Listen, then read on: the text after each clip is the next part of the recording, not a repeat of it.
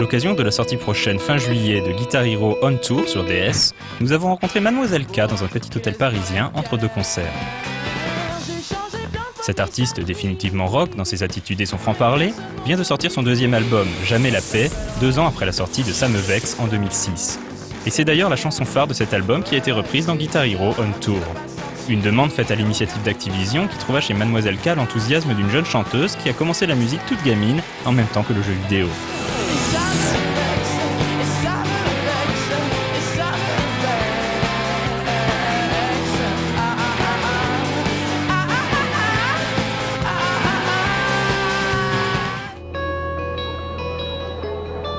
Je suis Mademoiselle K, chanteuse du groupe Mademoiselle K, née en 1952 et mort pas encore.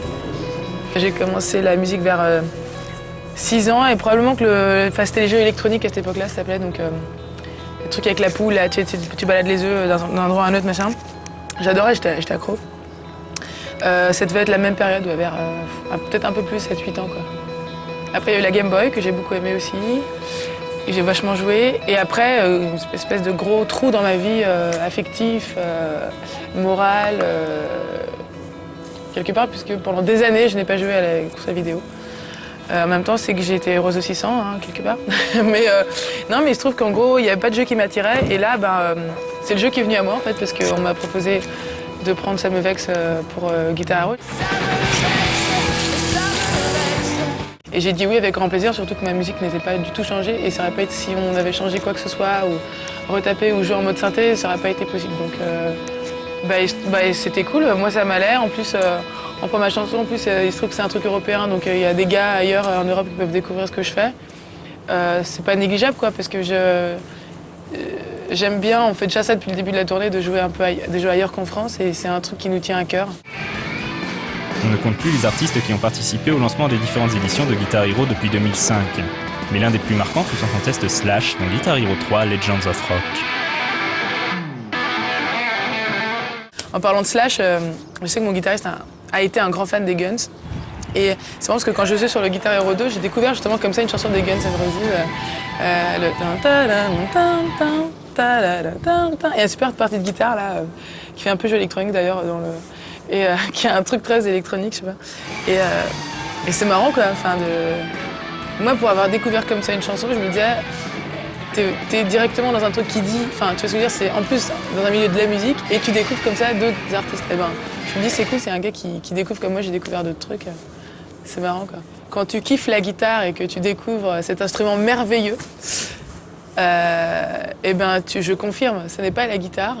Et c'est bien pour ça qu'il me plaît ce jeu. C'est que justement, il réussit ce truc très fort, c'est que il fait appel à des trucs, il y a des codes un peu, des trucs qui reviennent de la guitare et un peu effectivement, il touche un peu à ce mythe du genre, ouais, plus tu joues bien, plus tu as des concerts, plus tu peux prendre une option qui s'appelle carrière et donc tu donnes ton nom, tu choisis un nom de groupe ou un nom d'artiste et t'es guitariste, voilà, et plus tu gagnes de thunes, plus tu peux t'acheter, là tu peux aller après au magasin et acheter une super guitare, tu peux la customiser, et plus t'as de thunes, plus tu la customises, plus tu peux acheter une deuxième et troisième guitare, tu t'achètes une sangle, machin, tu te refais une tenue, tu te refais la... Voilà, donc il y a un truc qui reprend ça en même temps que quand tu joues très concrètement, non, ce n'est pas la guitare, et c'est bien pour ça que j'aime bien ce jeu, parce que si ça avait été trop genre, en gros on aurait pu faire voilà, une vraie guitare, vraiment tu joues, et une espèce de capteur et tout, qui dit voilà t'as joué bien ou pas bien, mais ça aurait été chiant comme la mort, quoi. Ce qui est bien, c'est que c'est vraiment un jeu, que c'est vraiment ludique, et que, tu vois, même les petits boutons, c'est un truc, justement moi qui ai fait des vieux jeux et tout, enfin, qui ai fait des jeux d'il y a longtemps, des jeux à une autre époque, et ça rappelle aussi un peu ça. Et c'est bien pour ça que ça me plaît, quoi. Chaque instrumentiste, tu demanderas à n'importe quel instrumentiste qui travaille vraiment beaucoup son instrument, enfin qui est instrumentiste, donc qui vit de son instrument, qui vit avec, il y a un rapport physique très fort avec, et tu joues avec ça, et en plus c'est... Là pour le coup justement c'est... Mais même, tu vas voir un gamer, un mec qui joue vachement, c'est presque une autre vie, enfin tu vois, alors que... Tu vois, avec un truc virtuel, alors que là l'instrument... Mais je pense qu'il peut y avoir un peu de ça, mais l'instrument c'est quelque chose qui te permet de créer quelque chose de complètement immatériel et d'accéder à ce truc qui est la musique, et qui est une espèce de truc qui est là, que t'entends, et que tu peux pas choper, quoi, tu vois. Et en même temps, donc c'est comme une espèce de médiateur entre un truc physique réel et quelque chose de complètement abstrait, tu vois. Là, tu peux regarder en l'air. Par exemple, quelqu'un qui va déchirer la guitare Hero, qui va passer la guitare, je pense qu'il va être hyper frustré au début, il va être là, ah putain c'est dur, et il risque d'arrêter très vite quoi. Parce que le jeu vidéo, il y a quand même un truc très rapide et tu vois, même s'il y a une petite difficulté à la base, c'est quand même pas dur quoi, tu vois. La guitare, l'instrument c'est autre chose quoi, parce que c'est pas que un truc technique, c'est en plus faire de la musique. Et la musique, c'est pas gling gling, c'est écouter ce que tu fais, c'est avoir une certaine, c'est un truc qui se pense quoi. Guitar Hero On Tour et son périphérique dédié est annoncé pour le 18 juillet prochain sur DS avec Mademoiselle K en guest européenne, accompagnée des plus grands comme Santana, ZZ Top, Pat Benatar et même Tokyo Hotel.